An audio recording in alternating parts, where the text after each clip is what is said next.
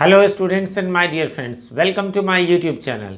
मैं हूं प्रभात कुमार सिंह और आज इस वीडियो में हम लाइन बाय लाइन एक्सप्लेन करेंगे एक चैप्टर को जिसका नाम है दिस इज जॉर्डीज फॉन और जिसके ऑथर हैं मार्जरी किनन रॉलिंग्स। तो फ्रेंड्स, ये एक्चुअली 6th चैप्टर है हनी ड्यू नामक बुक का, जो कि है text book in English for class 8 CBSE। तो इसी को आज मैं लाइन बाय लाइन हिंदी में एक्सप्लेन करने जा रहा हूं। और यदि आप हमारे चैनल पे पहली बार हैं तो मैं आपको बताना चाहूँगा कि हमारे चैनल पर CBSE के क्लासेस 8, 9, 10, 11 और 12 और इसके अलावा बिहार बोर्ड के क्लासेस 11 और 12 के इंग्लिश सब्जेक्ट का कंप्लीट सॉल्यूशन मिलता है। और साथ में आपको मिलता है गुलमोहर रीडर पार्ट 7 और 8 के हर चैप्टर, हर पोएम के वीडियोज़। तो यदि आप इनमें से किसी भी क्लासेस में पढ़ते या पढ़ाते हो तो सब्सक्राइब कर दें हमारे चैनल को और साथ में प्रेस कर दें बेल आइकन को, जिससे हमारे एक वीडियोज़ सबसे पहले आप तक पहुंच सके। तो आइए चलते हैं अपने कंप्यूटर स्क्रीन पर और जानते हैं इस चैप्टर को। तो ये रहा फ्रेंड्स हनी ड्यू का chapter 6 this is Jody's fawn. Before you read दिया गया है, often instead of rushing to the doctor to treat a small cut और burn we find quick and effective cures using things available at home. अक्सर मतलब ऐसा देखा गया है कि डॉक्टर के पास रशिंग करने भागने से की बजाय, है ना, छोटे मोटी जो चीज़ें होती है, कट हो या बर्न हो, मतलब कटना हो या जलना हो, हम लोग क्या करते हैं कि क्विक और इफ़ेक्टिव क्योर्स यानी कि इलाज को ढूंढते हैं जो हम चीज़ें अवेलेबल हैं हमारे घर पर। Can you think of some such home remedies for? क्या आप ऐसे कुछ होम रेमेडीज़ मतलब घर पे उपचार कुछ ऐसा ढूंढ सकते हैं? जैसा कि इसमें 3 पॉइंट्स दिए गए, कट ऑन योर नीज कि आपके घुटने पे कट हो गया हो, a burn on your arm, है ना, जो आपके बाह पर जल गया हो, या ए बी स्टिंग, है ना, या आपको मधुमक्खी ने वो काट लिया हो, बर ने काट लिया हो। तो निश्चित रूप से हम लोग घर में इसका इलाज करते हैं, इसमें कोई शक नहीं है। बट यहाँ पर कुछ स्पेशल है, इसीलिए ऐसा पूछा जा रहा है। निश्चित रूप से किसी भी चैप्टर के स्टार्टिंग में ऐसा कुछ रहता है तो उसका मीनिंग कुछ ना कुछ उससे रिलेटेड मतलब होता है। तो वही कह रहा है, in this story Jordy's father, यानी जॉर्डी एक बॉय है, तो उसके has been bitten by rattlesnake, है ना, एक रैटल स्नेक के द्वारा काट लिया गया है। एक्चुअली रैटल स्नेक आप कहेंगे क्या स्नेक से कुछ अलग होता है? स्नेक ही है, जस्ट इसको थोड़ा सा नाक कह सकते हैं। वैसे ये स्पेशली इसलिए दिया गया है, नेम से आपको क्लियर होगा, जॉर्डी हमारा इंडियन नेम तो है नहीं, तो इसलिए अमेरिकी एक अमेरिकन सांप होता है जिसके चलने से ना खरखराहट की, रैटल की आवाज़ आती है, इसलिए इसको रैटल स्नेक कहा जाता है। तो ही क्विकली किल्स तो जब उसको स्नेक काट लेता है जॉर्डी को, फादर को, तो जल्दी से एक डो मीन्स होता है हिरनी, है ना, जो फीमेल डियर आप कह सकते हो, तो उसको मार देते हैं। And uses its heart and liver, और फिर उसके दिल को और उसके गुर्दे को, जिगर को जो है वो उसका यूज करते हैं to draw out the poison, है ना, पॉइजन निकालने के लिए, उस विष को निकालने के लिए, उस सांप के काटे हुए को। Jody's wonders what will happen to the little fawn left without a mother. तभी जॉर्डी को याद आता है, चलो ये तो हो गया, बट उसका एक, यानी उसने देखा होगा कि एक फ़ोन भी रहा होगा, फ़ोन मीन्स हिरणी का बच्चा, है ना, उसका क्या होगा, इसी बारे में है। तो ये पार्ट 1 है यहाँ पर। और Jordy allowed his thoughts to drift back to the fawn, है ना, जॉर्डी अपने थॉट्स को अलाउ किया, यानी सोचने लगा, है ना, drift back means go back, है ना, गो बैक किसी सीन पे आप वापस जा करके मतलब याद करते हो मन से वो फ़ोन के बारे में। ही could not stop it out of his mind, वो इसको अपने दिमाग से बाहर नहीं निकाल पा रहा था। ही हैड हेल्ड इट, है ना, उसने इसको इन हिज ड्रीम्स, है ना, उसने इसको अपने सपनों में पक्का रखा था। और वो ऐसा होता है ना, आपके कोई सीन आपने ऐसा देख लिया, कोई एक्सीडेंट का या कुछ, तो आपके दिमाग में वो आता रहता है, आप उसको निकाल नहीं पाते हो। तो वही है, in his dreams, in his arms, सच पूछिए तो अपने आर्म्स में भी उसको लेके चल रहा है, उस बात को, उस सपने को। He slipped from the table and went to his father's bedside, है ना, वो स्लिप्ड मतलब वो टेबल के पास यानी था, वहाँ से चला और अपने पिता के बेड के पास गया। पेन्नी एट रेस्ट, है ना, यानी पिता का नाम क्या है? तो पेन्नी है। अब वैसे पेन्नी मीन्स पैसा होता है, बट यहाँ कुछ ऐसा नहीं। इस चैप्टर में 1-2 नेम ऐसे हैं, आप याद रखेंगे, ये पेन्नी उसके फादर का नेम है। His eyes were open and clear, आंखें खुली थी और साफ थी, but the pupils were still dark and dilated, है ना। प्यूपिल्स समझते हैं, 2 चीज़ें होते हैं, एक शिष्य और एक या छात्र, और दूसरा होता है ये जो आंखों की पुतली होती है उसको। तो वो खुला हुआ था, डार्क था और डायलेटेड था। डायलेटेड का मीनिंग आपके बुक में दिया हुआ है, इनलार्ज था, मतलब बड़ा था, हो सकता है वो विष वगैरह गया हो इस वजह से। Jordy said how are you feeling pa, pa means पापा फादर, है ना, कि पा आप कैसा फील कर रहे हो। देखो इंग्लिश कहानी है बट इसमें जो है वो पा ये कह रहे हैं, जस्ट फाइन सन, बेटा ठीक है, old death has gone thieving elsewhere, old death.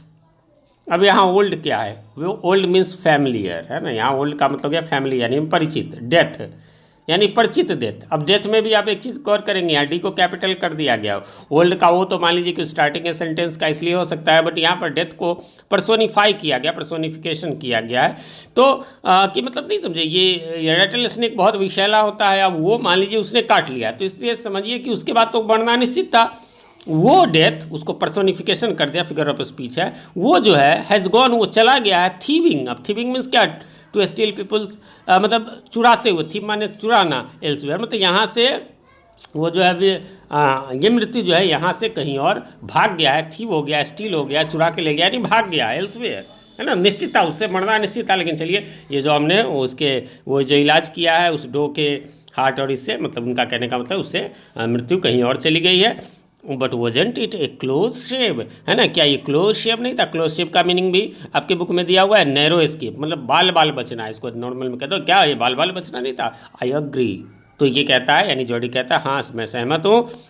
Penney said I am proud of you boy, मुझे तुम पर गर्व है बेटा। The way you kept your head, kept your head का भी मीनिंग आपके बुक में दिया हुआ है। स्टेड काम इन ए डिफिकल्ट सिचुएशन, यानी पिताजी को विष पकड़ ले, काट ले सांप, तो बहुत बच्चे बहुत ये होने लगेंगे, रोने लगेंगे। लेकिन उसने जॉडी ने जो है केप्ट हिज हेड रखा था, यानी कि अपने आप को काम रखा था उस डिफिकल्ट सिचुएशन में, and did what was needed. और ये भी कहते हैं कि जो जिस चीज़ की ज़रूरत थी वो किया। पा ये कुछ बोलता है, यस सन, हाँ बेटा। Pa do you recollect the doe and the fawn, pa क्या आपको याद है वो डो और उसका फॉन, है ना, उसका बच्चा हिरण का। अब ये आपके सामने पिक्चर है, इसमें ये वही रिकलेक्ट करना यानी याद करना, तो यही वो याद करने में ऐसा बबल बॉक्स दे दिया गया है, तो यानी कि याद करना। वो फ़ोन छोटा सा प्यारा सा रहा होगा, ऐसे पिताजी बिस्तर पे लेटे हुए हैं, जॉडी है, पिताजी यानी पेन्नी है। आगे है कि I can never forget them, तो पिताजी कहते हैं हाँ मैं कैसे नहीं, मैं नहीं भूल सकता उनको। The poor dough shaped me, अरे उसी डो ने, उसी हिरणी ने मुझे बचाया, दैट इज सर्टेन, ये तो पक्का है। Pa the fawn may be out there yet, pa क्या वो फ़ोन, वो हिरणी का बच्चा अभी भी वहाँ होगा। It might be hungry and very scared, और यदि वो होगा ना तो बहुत ही भूखा होगा और बहुत डरा हुआ होगा माँ के बिना। आई सपोज सो, तो डैडी भी कहते हैं कि पापा भी कहते हैं कि हाँ मुझे भी लगता है। पा एम ए बिग बॉय, मैं अब एक बड़ा लड़का हूँ ना हूँ, and don't need to drink milk, मुझे अब दूध पीने की ज़रूरत नहीं है। सही पूछिए तो why don't you I go and C if I can find the phone, क्या ये अच्छा नहीं रहेगा कि मैं जाऊं और उसको देखूं कि फ़ोन वहाँ हो। यानी कहने का मतलब मैं दूध नहीं पीता दो बातों से, एक तो मैं बड़ा भी हो गया और दूसरी बात कि मैं अपना दूध उसको पिला दूंगा। एंड ब्रिंग इट हियर, और यहाँ ले आऊँ, एंड रेज इट, और इसको बड़ा करूँ मतलब पालूँ, रेज माने उठाना मतलब पालना यहाँ पर। पेनी लेस क्वाइट, पेनी चुपचाप थे। स्टेयरिंग एट द सीलिंग, वो सीलिंग पे, सीलिंग समझते होंगे आप, छत पे, छत का निचला भाग जो होता है ऊपर रूफ होता है। जब आप छत पे चढ़ते हो तो वो रूफ है, बट जहाँ फ़ैन लगा होता है छत में हमारा, ये नीचे वाला छत, इसीलिए इसको सीलिंग फ़ैन कहते हैं। उस सीलिंग की यही स्पेलिंग है, बहुत सारे लोग उसको सीलिंग फ़ैन वगैरह वगैरह कहते हैं, वैसा नहीं है, यही सीलिंग है। तो वो जो है वो स्थिर होकर के सीलिंग पे देख रहे थे। Boy you have got me hemmed in, कि बेटा तुमने ना मुझे हेम्ड इन कर दिया। हेम्ड इन का मीनिंग भी दिया हुआ है here, caught in a situation where one can't say no, कि मतलब तुमने मुझे मतलब ऐसे सिचुएशन में डाल के मैं ना नहीं कह सकता, मतलब इतना वो सही चीज़ है। It won't take much to raise it, और हाँ पापा इसको ना, इसको पालने में, रेज माने मैंने पहले भी बताया कि यहाँ पर पालने में ज़्यादा कुछ लगेगा भी नहीं। पा it will soon start eating leaves and corns, क्योंकि बहुत जल्दी ये तो जानवर बड़ा जल्दी बड़ा हो जाता है और जल्दी ही जो है वो पत्ते खाने लगा और एक कॉर्न्स खाने लगेगा। इस कॉर्न्स का मीनिंग भी दिया हुआ है स्मॉल ब्राउन नट्स, ये सब चीज़ें वो खाने लगेगा, नहीं पता है उसके बारे में। You are smarter than boys of your age, है ना, तुम जो है अपने उम्र के बच्चों से अधिक स्मार्ट हो, पापा ने ये कहा। We took its mother and it wasn't to blame, है ना, और हमने इसकी माँ को ले लिया तो निश्चित रूप से इसका तो इसमें कोई दोष नहीं था। Surely it seems ungrateful to leave it to starve, हाँ ये निश्चित रूप से पापा कह रहे हैं कि निश्चित रूप से उसको स्टार्व में यानी भूख में छोड़ देना अनग्रेटफुल होगा, है ना। जो ग्रेटफुल का उल्टा हो गया अनग्रेटफुल, ग्रेटफुल आप जानते होंगे आई शैल बी, आभारी, तो वही मतलब कृतज्ञ होना। Son I can't say no to you, मैं बेटा तुम्हें ना नहीं कह सकता हूँ। I never thought I would live to see another day. मैंने तो कभी सोचा भी नहीं था कि मैं दूसरे दिन यानी एक और दिन जीऊँगा, यानी वो सांप के काटने के बाद तो वो उसी से बचा था। आगे है can I ride back with mill wheel and C if I can find it. क्या मैं मिल व्हील के पीछे बैठ करके, बैक यहाँ राइड माने सवारी करना यानी घोड़े वगैरह पे है ना, बैठ करके मिल व्हील के पीछे जा सकता हूँ और इसका पता लगा सकता हूँ। अब यहाँ मिल व्हील देखिए, मिल व्हील यदि आप डिक्शनरी में खोजेंगे तो इसका मतलब होता है एक ऐसा व्हील जो कि पानी से चलता है और उससे जो एनर्जी होती है उससे फिर वो फ्लावर मिल यानी कि आटा चक्की चलती है। बट यहाँ पर ऐसा कुछ भी नहीं है, यहाँ पर इसीलिए कैपिटल में दिया गया, ये एक नियम है और आगे आपको स्टोरी में ये पता चलेगा भी। तो टेल योर माँ, हाँ ठीक है, जा सकते हो, टेल योर माँ, लेकिन अपनी माँ से कह देना I said you can go, कि मैंने कहा है कि तुम जा सकते हो। He slided back means walked back quietly, जल्दी से चला, trying not to be noticed, है ना, मतलब पैर थोड़ा दबा करके, to the table and sat down, वहाँ बैठ गया। His mother was pouring coffee for everyone, माँ जो है वो अच्छा माँ तब तक आ चुकी थी तो वो कॉफ़ी सबके लिए डाल रही थी। ही सेड माँ Pa says I can go bring back the fawn, है ना, कि मैं जो है वो फ़ोन को लाने के लिए बैक जा सकता हूँ। She held the coffee pot in the mid air, तो कॉफ़ी पॉट उन्होंने मतलब हाथ में ही लेकर के रोक ली। मतलब कुछ आश्चर्य से आप समझ सकते हैं ना, व्हाट फ़ोन, कौन सा फ़ोन, द फ़ोन। माँ पूछती है तो बेटा कहता है the fawn belonging to the doe we killed, वो फ़ोन जो कि जिस डो को हमने मार दिया था उसका था। We used the doe's liver to draw out the poison and save Pa, है ना, कि हमने उसके लीवर को निकाला ताकि वो जो है हमारे पा के वो पॉइजन को निकाला जा सके उनको बचाने के लिए। शी गेस्प्ड, तो वो चकित रह गई, गेस्प्ड मीन्स चकित रहना। वेल फॉर पिटी सेक, अरे वो ना क्या मतलब दया के लिए समझ लीजिए, है ना, पिटी मीन्स दया सेक के लिए। Pa says it would be ungrateful to leave it to starve, अब अपना नाम नहीं कह रहे हैं, माँ थोड़ी सी गुस्सैल रही होगी कि पापा कहते हैं वो स्टार्व कर जाएगा, भूखा रह जाएगा। इसी बीच डॉक विल्सन से, अब डॉक विल्सन क्या है क्लियर नहीं दिया गया है कौन है, बट कहा जाता है कोई होगा भाई वगैरह। दैट इज़ राइट मैम, अच्छा मैम करा यानी कि निश्चित रूप से ये आप समझ सकते हैं सर्वेंट होगा। Nothing in the world comes quite free, कुछ भी इस दुनिया में फ्री नहीं आता है। द बॉय इज़ राइट, है ना, बॉयज़ मतलब boy is right and his daddy is right, है ना, डैडी इज़ राइट मीन्स देखिए अपोस्ट्रोफियस का एक मीनिंग इज़ वॉज भी होता है, वैसे तो काके की होता है, यानी कि बॉय सही कह रहा है और इसके पापा भी सही कह रहे हैं। मिलविल सेड, मिलविल ने कहा he can ride back with me, तो देखा आपने ये मिलविल वही है यानी कोई व्यक्ति है, कहता है वो मेरे साथ आ सकता है, will help him find it, है ना, मैं इसे मदद करूँगा खोजने में। She said down the pot helplessly, वो जो है पॉट को वो यानी कॉफ़ी पॉट को रख दी नीचे। Well if you will give it your milk, तो एक बात बताओ तो क्या तुम अपना दूध दोगे उसे, we have got nothing else to feed it, है ना, और मैं जो है और कुछ खिलाने के लिए मैं हमारे पास है भी नहीं इसको। Millwheel said come on boy we have got to get riding, है ना, चलो भाई राइडिंग पे चलते, ये सब बातें होती रहेंगी। माँ बक्स्टर आस्क्ड एनेक्सियसली, है ना, एनेक्सियसली यानी कि चिंतित होकर के माँ बैक्स्टर यानी बैक्स्टर माँ का नाम है, मम्मी का नाम है। You will not be gone long, हाँ ज़्यादा दूर तो नहीं जाओगे ना, मतलब क्वेश्चन है यहाँ पर। Jody said I will be back before dinner for sure, अरे डिनर से पहले मैं आ जाऊँगा माँ। Millwheel mounted his horse, Millwheel वही जो भी था वो सर्वेंट या जो भी रहा हो वो बैठ गया घोड़े पे, and pulled Jordi up behind him, और जॉडी को भी अपने पीछे बैठा लिया, जैसा कि आप यहाँ तस्वीरों में भी देख सकते हैं, है ना, कि उसको पीछे बिठा लिया है, यानी निश्चित रूप से ये जो व्यक्ति है हैट लगाया हुआ ये मिलविल है, उसके पीछे जॉडी बैठ गया है। ही सेड टू मिलविल, उसने कहा do you think the fawn is still there, क्या आपको लगता है कि मतलब वो फ़ोन वहाँ होगा अभी भी। Will you help me find him, क्या आप मदद करोगे मेरी उसे ढूंढने में। We will find him if he is alive, हाँ हम लोग ढूंढ लेंगे देखो जिंदा हो। How you know it is he, हाँ लेकिन तुम ये कैसे जानो कि ये वही है। The spots were all in A line, हाँ स्पॉट्स जो उसके थे ना यानी उस पर धब्बे जो मतलब उनके उस पर जो कलर का जो धब्बा होता है दाग पट्टी सा वो सब लाइन में था। On a doe fawn passes the spots are every which way, है ना, कि जो उस पर जो लाइनिंग्स वो स्पॉट्स होते हैं वो एवरी विच वे होता है, मीनिंग इसका दिया हुआ है इन डिफरेंट डायरेक्शन में होता है सब, तो उसका सब एक वे में था इसलिए उसको हम आसानी से पहचान लेंगे। चलिए तो ये तो आप पार्ट 1, चूँकि इसमें टोटल 3 पार्ट्स हैं इसलिए थोड़ा सा हम अभी और पढ़ेंगे। ये पार्ट 2 अभी आपके सामने है। पार्ट 2 में कहता है Jody gave himself over to thoughts of the fawn, फिर वो सोचने लगा उस फोन के बारे में। They passed the abandoned clearing, है ना, वो एक क्लियरिंग से होकर के थोड़ा, यानी वो जहाँ पर जगह थोड़ा सा क्लियर हो, जहाँ जंगल ना हो। एबंडन्ड मतलब बिगड़ा हुआ, मतलब नॉट कि एकदम सही वे में, इधर उधर थोड़ा सा, इधर जंगल करके बीच में थोड़ा सा क्लियर हो। He said cut the north, है ना, जरा नॉर्थ की ओर लो Millwheel, it was up here that Pa got bitten by the snake, क्योंकि वहाँ पे ना वो जो नॉर्थ आप लोग वहीं पे पापा को वो सांप ने काटा था by the snake and kill the doe, और फिर वहीं पे जो है उन्होंने डो को मारा था। And I saw the fawn, और मैंने फोन को देखा था।